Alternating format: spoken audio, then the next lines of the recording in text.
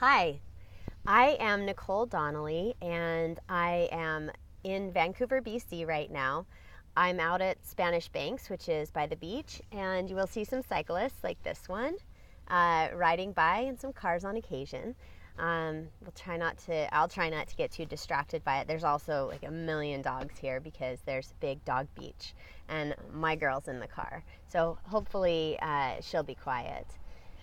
And I want to give you a little bit of a background about me and why I'm here, why I've been asked to talk about SEO.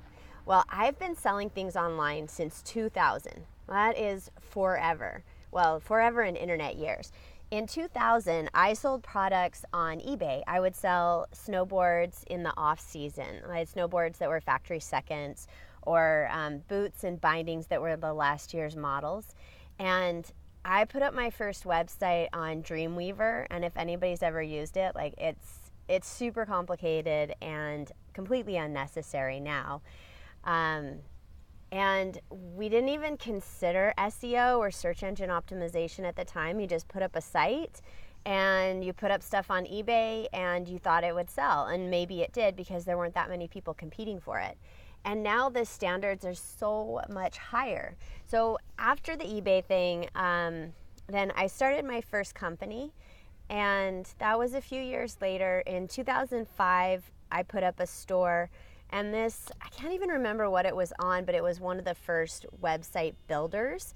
I did it myself, and I was selling leg warmers for babies because my daughter had a diaper rash, and I would cut my snowboard socks off, pulled them up over her knees, it protected her knees when she was crawling, and she could have a naked bum.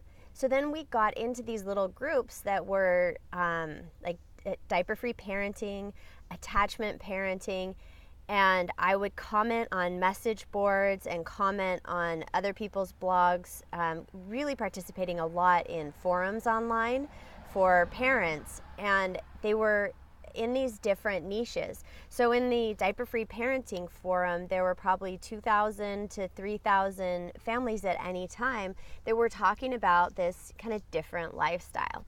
And the reason I'm telling you this is because forums are still an important part of SEO and being found today. And I'll talk about that in a little bit. But it's a place where people genuinely engage and look for information. And if you can provide a lot of value there, then you're going to get customers. So after selling baby legs, in 3 years, we grew to distribution in 85 countries. Yeah, like everywhere in the world. I mean, the internet works the same way. Well, except for China, but that's a different story. But people are still online having conversations with each other, and it's the human nature and the desire to connect that really brings the world together when it comes to business. So I look at it as selling globally, not just in one place, though I will speak to how you can get local SEO value. And then so selling baby legs, 85 countries, and then I sold that business. We were in all Target stores, Nordstrom's, everywhere. And starting over again, I started a social media company. And with the social media company, I helped their customers I help my customers genuinely connect with their customers, which then equals higher search ranks and higher visibility and more sales. So we garnered big audiences and sales for our customers, and then I sold that company, and I had another consumer product company in the meantime. And I learned a lot about what people do want to talk about online and how to leverage influencers even if they aren't your buyers. And I'll talk a little bit about that when we come to engagement. So there are 3 core concepts that I want to talk about today, and you don't have to be technical at all to understand these, because there's a lot of behind-the-scenes SEO that happens on the websites when it comes to how the site is built, alt tags, things that are a little more complex for the average entrepreneur just starting out. So what I'd like you to do is go on to Moz Tools and look at their Open Site Explorer, and I want you to put in your domain name, and you can look at your page authority and domain authority, and you will also be able to see all the people looking in, like I'm linking into your site. So it's Moz Tools Open Site Explorer. And I'm not going to wait for you to do that. I'm just going to keep on chatting.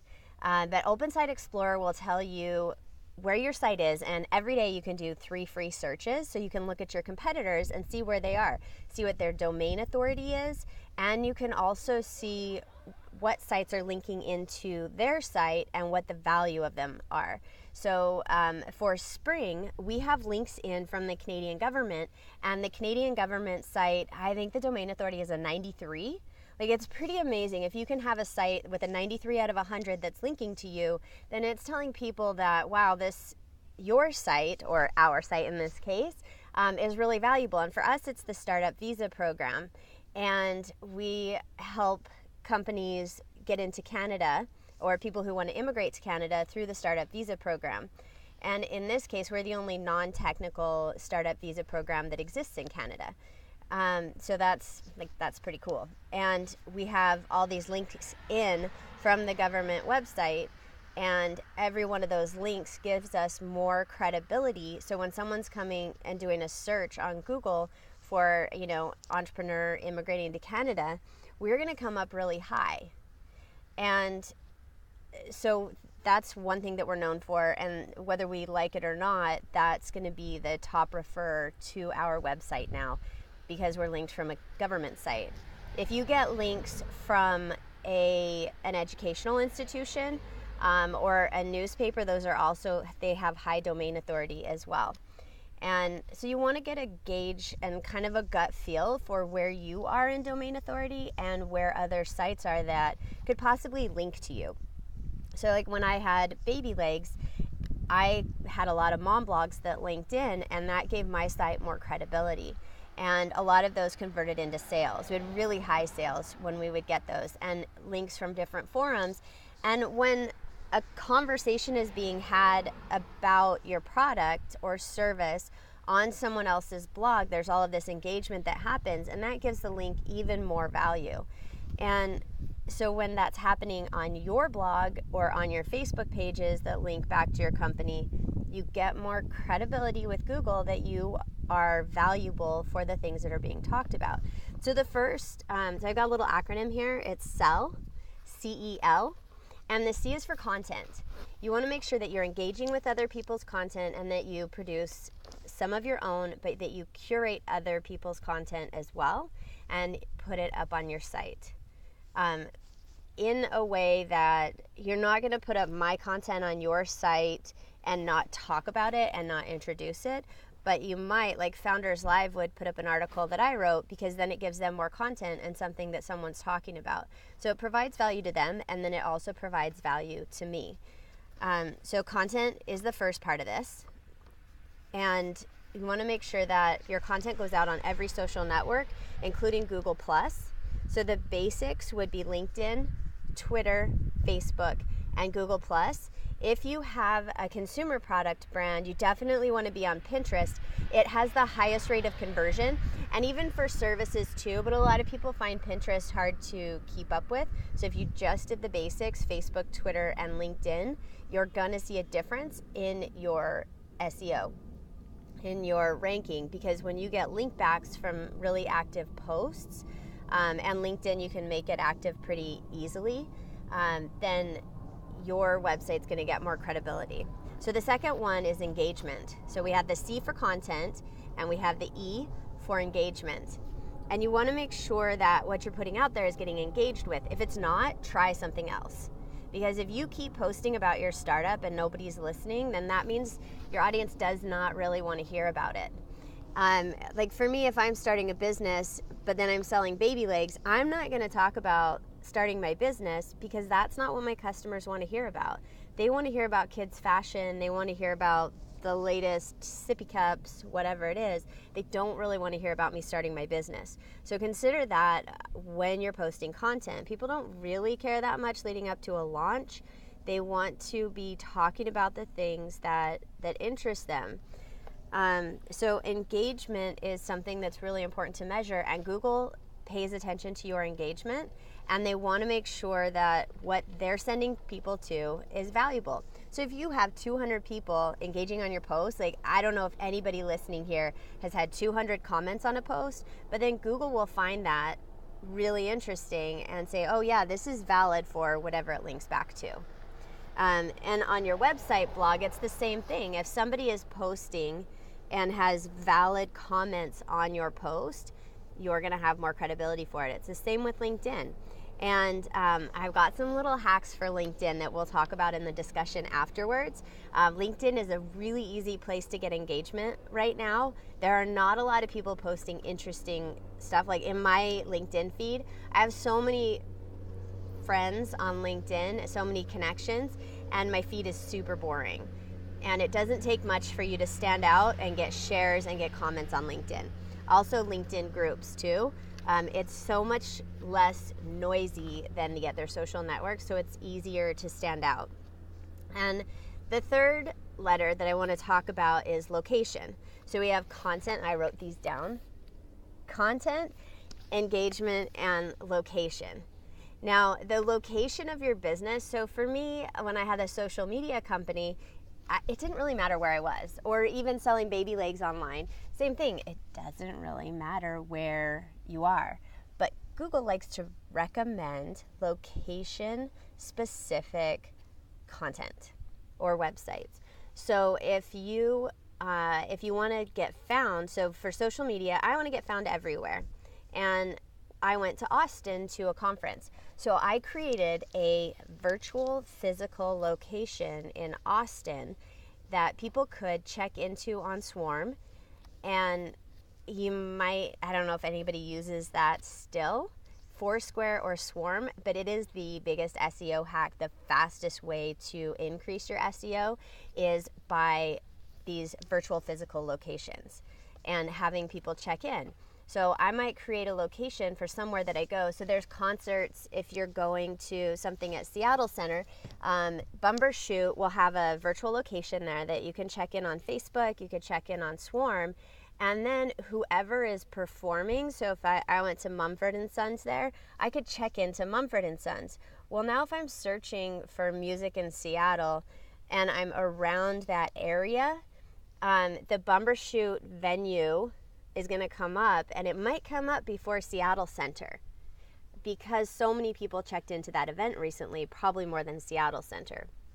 And so for me doing social media, if I'm at a conference, I'm going to go online and I will create a physical location for myself, a virtual physical location, and we can cover this more in the chat.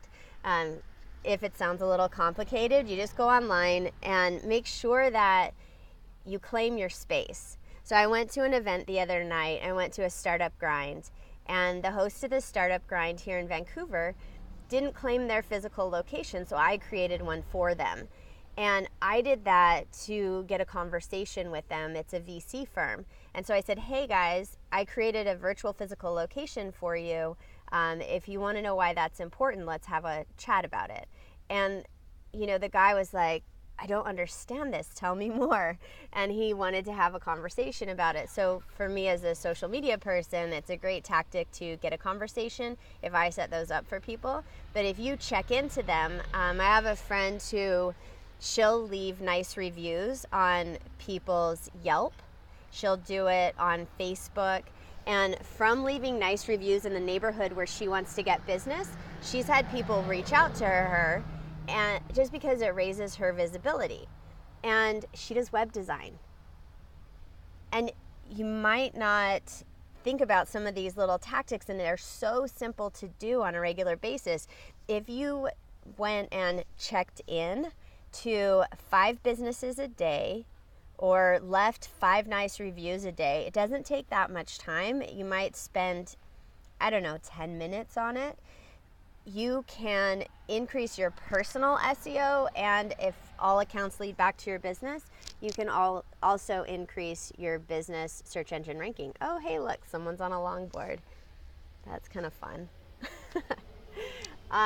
Anyways, I get really excited about the location stuff because you can make a big difference really, really quickly. Like I could create a virtual physical location for Salty Waffle, the social media company. I could do that here at the beach because this is where I'm working, and I'll check in and I might say, hey, this is what I'm doing. And then other random people who come to visit the beach will see a salty waffle thing. They'll think it's odd, but they'll probably check in, because when people are the kind of people that check in, they'll check into like 3 to 5 locations every time they check in, because they want that personal clout. And again, you can look up your clout score.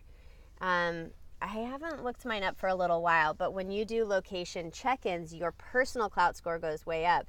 And the reason that you would want a personal clout score to be high is it's kind of the indication of if somebody's searching your name, how are you going to rank? It's your personal SEO score. So kind of like the Moz Open Site Explorer tells you what your website score is, Clout will tell you what that personal score is. You can also look at your business accounts as well and see how they score.